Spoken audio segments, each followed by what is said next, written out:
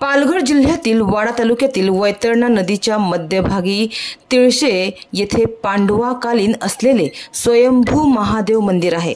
वाडा तालुक्यातील वाडा शहरापासून 8 किलोमीटर अंतरावर निसर्गरम्य असे तिळसा हे गाव आहे आणि येथे शंकराचे मंदिर प्रसिद्ध आहे।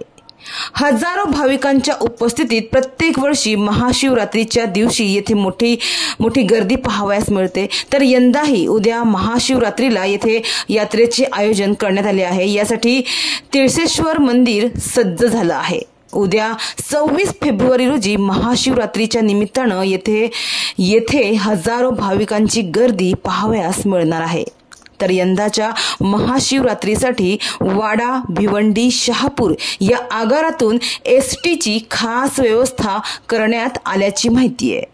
तिळसा येथील तिळशेश्वर हे अनेकांचं श्रद्धास्थान असून महाशिवरात्रीनिमित्त वैतरणा नदीच्या डोहातील देवमासा बघण्यासाठी अनेक लोक या ठिकाणी गर्दी करतात। तर तिळशे येथील नंदिकेश्वर महादेव मंदिरापासून वैतरणेतून पांडवांचा रथ त्र्यंबकेश्वरकडे गेल्याच्या खुणा आहेत। या खुणा स्थानिक नागरिक लक्षात आणून देतात। या भागातील पांडवांच्या वास्तव्याचा पांडव रथाच्या खुणा हा पुरावा आहे असं गावकऱ्यांचं म्हणणं आहे।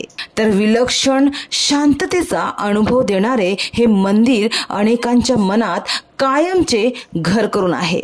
तर या मंदिराचा संबंध भारतातील 12 ज्योतिर्लिंगांमध्ये गणल्या जाणाऱ्या श्री क्षेत्र त्र्यंबकेश्वर महादेवाच्या मंदिराशी असल्याचा पौराणिक व ऐतिहासिक संदर्भ आहे।